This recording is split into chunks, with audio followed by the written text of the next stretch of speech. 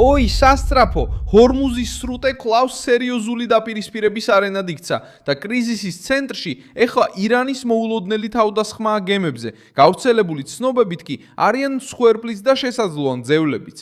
ამ ოთხშაბათს 2027 წლის 22 აპრილს კომერციულ გემებს თავს დაესხნენ პლანეტის ყველაზე მგრძნობიარე საზღვაო დერეფანში. ორი გემი ირანის სანაპიროზე გადაიყვანეს და მზარდი შიში მარტივი და მძიმეა. გემებისთვის მიყენებული ზიანის გარდა შესაძლოა ეკიპაჟები იძულებით იქნენ დაკავებული, რაც ახალ ეტაპს გახსნის პირდაპირ ზეწოლის გლობალურ ვაჭრობაზე და შეერთებულ შტატებზე.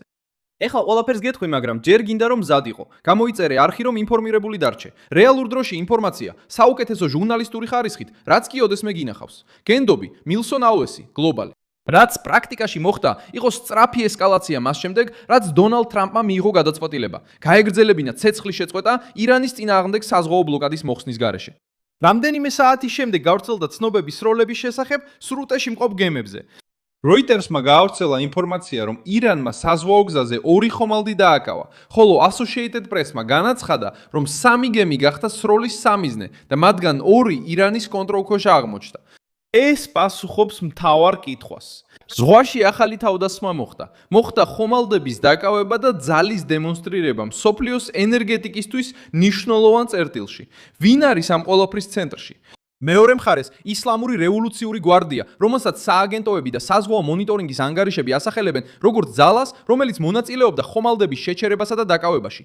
მეორე მხარეს შეერთებული შტატები, რომელიც ინარჩუნებს ზეწოლას ირანზე, იმ დროს როცა ცდილობს თეირანი ახალი მოლაპარაკებებისკენ უბიძგოს. ორ მხარეს შორის კი არიან სამოქალაქო ეკიპაჟები, გემთფლობელები, ბაზრები და ქვეყნები, რომლებიც ნავთობისა და გაზის ჰორმუზის სრუტით გადატანაზე არიან დამოკიდებული.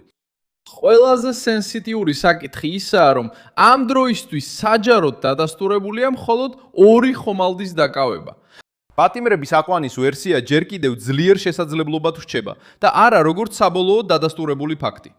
მიუხედავად ამისა, თვითონ ხომალდების დაკავებაც კი უკვე უზარმაზარი დაძაბულობის ფონს ქმნის.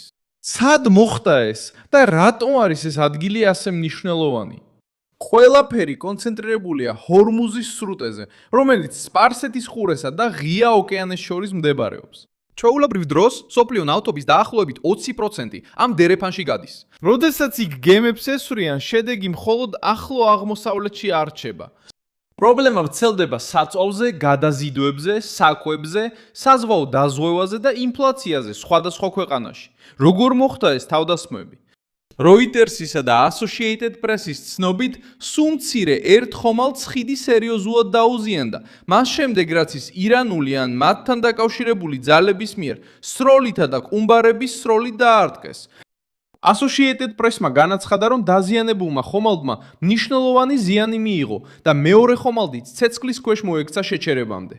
Reuters-მა დაამატა, რომ ბრიტანეთის საზღვაო სააგენტოს 3 გემის თავდასხმის შესახებ ჰქონდა მიღებული ინფორმაცია. ეს აჩვენებს კანონზომიერებას. ეს არ ყოფილა ერთჯერადი ინციდენტი, არამედ ქმედებების სერია ერთსა და იმავე ადგილას, იმავე დღეს და ცეცხლის შეწყვეტის გახანგრძლივების შემდეგ. პოლიტიკური გზავნილი მკაცრი და პირდაპირი იყო. ირანს სურდა ეჩვენებინა, რომ ქაღალდზე დადებული ზავი არ ნიშნავს ზღვის რეალურ კონტროლს. რატომ გააკეთა ირანმა ეს ახლა? პასუხი ბლოკადასა და მოლაპარაკებას შორის დაპირისპირებაშია. ტრამპმა გაახანგრძლივა ცეცხლის შეწყვეტა, მაგრამ ეკონომიკურ და საზღვაო ბლოკადაზე უარი არ უთქვამს. Reuters-მა გაავრცელა ინფორმაცია, რომ შეერთებული შტატების ზეწოლა გრძელდება მოლაპარაკებების განახლების მკაფიო ნიშნის გარეშე, ხოლო Associated Press-მა აჩვენა, რომ თეირანი კვლავ მოითხოვს ბლოკადის დასრულებას დიპლომატიურ გზაზე დასაბრუნებლად. სხვა სიტყვებით რო ვთქვათ, ირანი როგორც ჩანს გადაწყვიტა, პასუხი იმ არენაზე გასცეს, სადაც ჯერ კიდევ შეუძლია მყისიერი ეფექტის მოხდენა, ზღვაზე. გემებზე თავდასხმით და 2 მათგანის საკუთარ სანაპიროზე მიყვანით რეჟიმი ზრდის ამერიკული ზეწოლის დონეს და ცდილობს დაამტკიცოს, რომ ჯერ კიდევ შეუძლია დააზიანოს საერთაშორისო ვაჭრობა, როცა მოესურვება. აი, აქ არის ფეთქებადი დეტალი. ამ მომენტში რეალური გაურკვევლობაა დაკავებული გემების ეკიპაჟების ბედთან დაკავშირებით. Reuters-მა გაავრცელა ინფორმაცია, რომ გემები ირანის სანაპიროზე მიაცილეს. Associated Press-მა განაცხადა, რომ ირანული მედიის მიხედვით 2-ვე გემი ირანში გადაჰყავდათ. ამ დროისთვის არ არსებობს საჯარო და სანდო განცხადება, რომელიც დაადასტურებს დაღუპულებს, მძიმედ დაჭრილებს ან ოფიციალურად წარდგენილ მძევლებს. თუმცა სამოქალაქო გემების დაკავება გამოფიტვის ომის ფონზე უკვე ატარებს ადამიანური საფრთხის პოლიტიკურ წონას. თუ ეკიპაჟები ჩაკეტილები არიან და გასვლის საშუალება არ აქვთ, საქმე მხოლოდ საზღვაო საკითხი აღარ არის და ხდება შანტაჟისა და დიპლომატიური ზეწოლის ინსტრუმენტიც. ეკონომიკური გავლენაც ეხმარება გაგებაში. რატომ არის ეს ეპიზოდი ასეთი ფეთქებადი? Associated Press-მა გაავრცელა ინფორმაცია, რომ სრუტეში კრიზისი უკვე ზრდიდა ენერგიის ფასს და დაასახელა ევროპის ყოველდღიური ზარალი, დაახლოებით 500 მილიონი ევრო. პირ თვითონაც აღნიშნა, რომ ვითარების გაუარესების ფონზე ბარელი ისევ გაძვირდა. ეს რომ ხდება, მხოლოდ ნავთობის ფასი არ რეაგირებს საწვავი, ტრანსპორტი, სასუქები, საკვები და მთელი ლოგისტიკური ჯაჭვი. ჰორმუზში გემებზე თავდასხმა მხოლოდ მეზღვაურებს არ აშინებს. ის აშინებს მთავრობებს, ცენტრალურ ბანკებს, ინდუსტრიებს და ჩვეულებრივ მომხმარებლებს. აი რატომ იძენს ეს ამბავი ესეთ დიდ მნიშვნელობას ასე მოკლე დროში? კიდევ ერთი მთავარი საკითხია პოლიტიკური ეფექტი თავად ზავის მიმართ.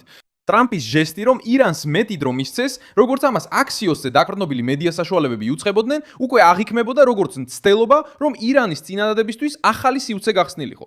მაგრამ რასაც შემდეგ ხედავდით, იყო სრულიად საპირისპირო უკანდახევისა. სრუტეში გაიზარდა დაძაბულობა, მოხდა გემების დაკავება და გაჩნდა კიდევ უფრო მეტი ეჭვი ნებისმიერი მოლაპარაკების მიმართ. სურათი, რომელიც ყალიბდება, არის მყიფე, შერყეული და ზღვარზე მყოფი ზავი. ცეცხლის შეწყვეტის გახანგრძლივების ნაცვლად, ვითარება კიდევ უფრო დაიძაბა და პოლიტიკურად ეს ყველაფერი მყიფე და შერყეული ზავის შთაბეჭდილებას ტოვებს. ვითარება კვლავაც ასეთია, ზეწოლა გრძელდება მყიფე, შერყეულ და ზღვარზე მყოფ ზავში, რაც პოლიტიკურად გამოწვევად ჟღერს. ირანი თითქოს ცდილობს აჩვენოს, რომ კვლავაც მზად არის ზეწოლა გააგრძელოს, აშშ-ის მიერ დაწესებული პირობების მიღების გარეშე. საბოლოოდ ამ ფასს პირველ რიგში იხდიან გემები, ეკიპაჟები და ბაზარი. შემდეგ კი ამ ფასის გადახდა შეუძლიათ ენერგიაზე დამოკიდებულ ქვეყნებს და თავად რეგიონის მშვიდობიან მოსახლეობას. და მთავარი მიზეზი, როგორც ჩანს, ნათელია ზღვის გამოყენება ზეწოლის ინსტრუმენტად, ომის ხარჯების გაზრდა მეორე მხარისთვის და იმის ჩვენება, რომ რეჟიმი ჯერ კიდევ არ გრძნობს თავს იმდენად კუთხეში მიმწყდეულად, რომ დათმობაზე წავიდეს. ამ ოთხშაბათის საბოლოო სიგნალი შემაშფოთებელია. ირანმა არა მხოლოდ ეჭუქვეშ დააკენა სიმშვიდის იდეა, არამედ ჰორმუზის სრუტე კვლავ მძიმე ჩრდილის ქვეშ მოაქცია. 2 გემი ირანის სანაპიროზე იქნა გადაყვანილი. 3 სამიზნე ცეცხლის ქვეშ აღმოჩნდა სააგენტოების ცნობით და იზრდება შიში იმ ადამიანების ბედზე, ვინც ბორტზე იმყოფებოდა. მიუხედავად იმისა, რომ საჯარო დადასტურება ტყვეების შესახებ არ არსებობს, მხოლოდ ეს შესაძლებლობაც კი საკმარისია, რომ კრიზისი ახალ დონეზე აიწიოს. რაც ახლა ჩანს, არის რეჟიმი, რომელიც სრუტეს იყენებს დაშინების ასპარეზად, ზღურებს ცდის და აჩვენებს, რომ ომი ნებისმიერ მომენტში სრული ძალით შეიძლება დაბრუნდეს. და თუ ეს გაგრძელდება, მსოფლიო აღარ უყურებს მხოლოდ თავდასხმულ გემებს, არამედ გლობალურ ვაჭრობაში, ენერგეტიკასა და თავად რეგიონის სტაბილურობაში ახალი პანიკის ტალღას. დასვი ლაიქი ამ ვიდეოზე, გამოიწერე არხი და ბოლოს გადახედე კომენტარებს, რომ კიდევ უფრო მეტად ჩაერთო მილსონ ალვეს, გლობალის საზოგადოებაში.